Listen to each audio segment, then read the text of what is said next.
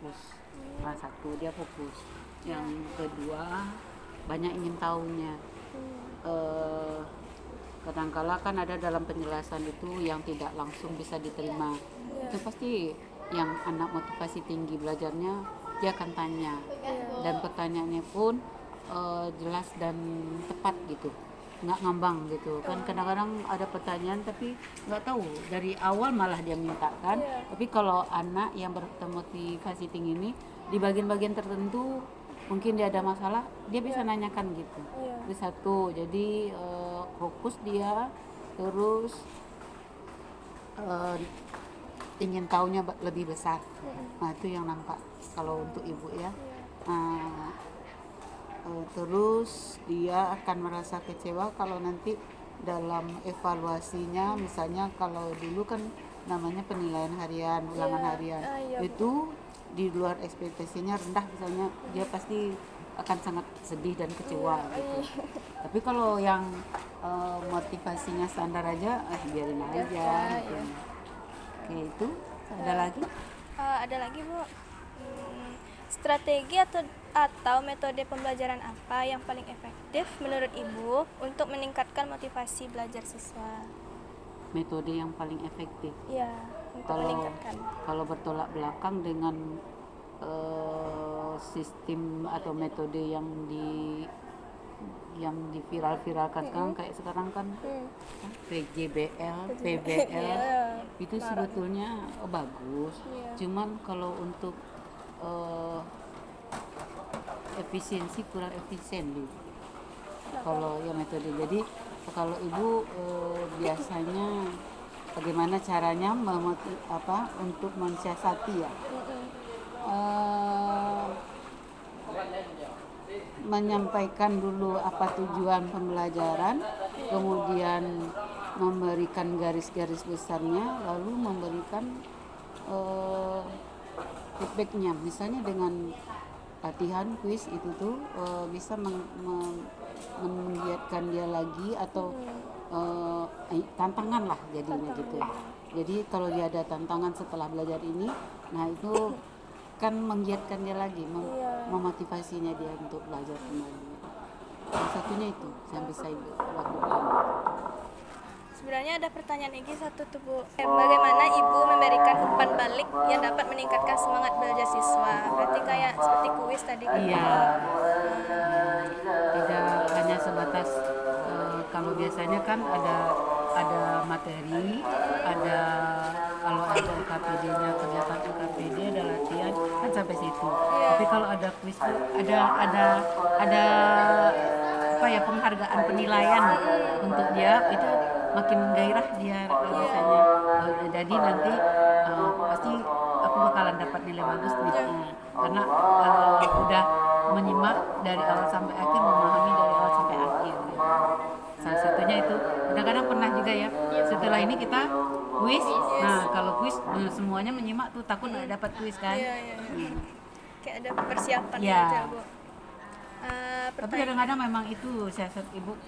Kalau enggak dicuekin gitu istilahnya gitu. Tapi kalau ada nanti akan ada ini, pasti lebih iya dia ada tuntutan setelah ini gitu. Ada dorong. Pertanyaan selanjutnya nih Bu. Bagaimana opini Ibu mengenai kasus siswa merokok di sekolah yang sedang viral saat ini Bu? Oh itu. Dari sudut pandang siswa atau dari sudut pandang gurunya? Sudut pandang guru aja. Oh, dari sudut pandang guru.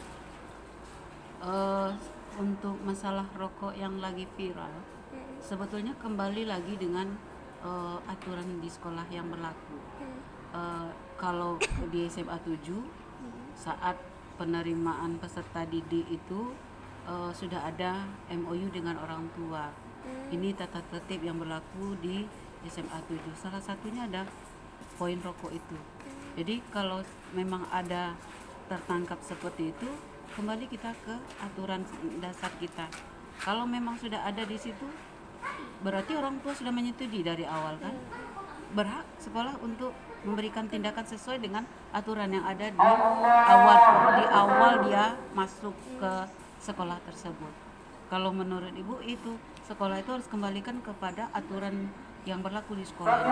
Kalau memang aturannya memang harus ada tindakan, disesuaikan dengan tindakan itu. Nah, jadi untuk yang merokok kan memang bukan hal yang baik ya. Sekolah pasti sudah mengantisipasinya dari awal. Jadi kalau memang ketemu dengan anak yang merokok, kembalikan dengan aturan yang sudah disepakati oleh orang tuanya. Sebelumnya kan sudah ada buat aturan, orang tua menyetujui. Kalau orang tua menyetujui berarti ikut dengan aturan yang sudah berlaku. Jadi itu kalau menurut Ibu. Tetapi kalau mungkin katanya ya, kita kan nggak tahu ya, katanya di yang viral itu ada kekerasan. Kalau ada kekerasan itu, kalau menurut Ibu mungkin tidak harus dengan kekerasan, tetapi mungkin kembali kepada manusianya. Saat itu mungkin memang tidak bisa lagi menahan emosi melihat tingkah siswanya. Mungkin itu batasi atau hindari guru untuk melakukan tindakan kekerasan, atau istilahnya kalau bahasa kita tangan jangan sampai main. Itu aja. Jadi mungkin kalau salahnya di dalam kasus itu mungkin ada tangan yang emosi tidak stabil. Kalau emosi tidak stabil, semuanya tidak terkontrol lagi kan. Tapi bagaimanapun siswanya adalah salah. Tapi di mata kekurangan guru atau salahnya guru pada kasus itu memang ada sedikit kekerasan fisik.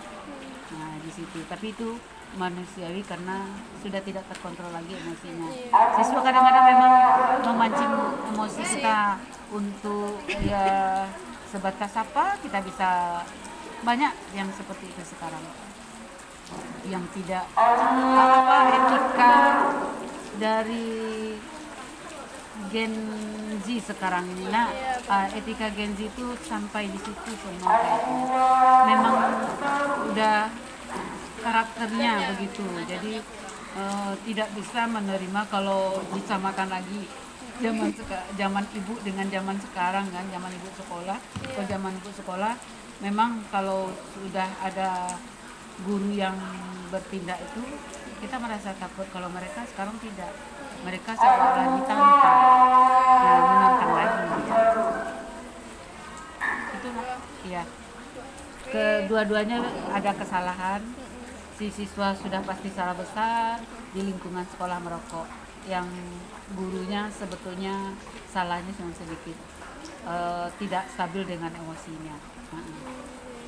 Sebetulnya kan dia tidak salah, tidak ada aturannya, tapi mungkin kontrol emosinya yang sudah di luar batas lagi. Oke, masih ada yang saya Terima kasih banyak Ibu udah nolong. Jadi ini mata kuliah apa sebetulnya? Psikologi pendidikan. Jadi mata kuliah umum, Bu. Iya. Ibu masih betul-betul. Tapi tidak pakai sampai seperti ini. Mungkin zaman udah berubah ya. Kalau Ibu dulu terkait tugas, terus portofolio itu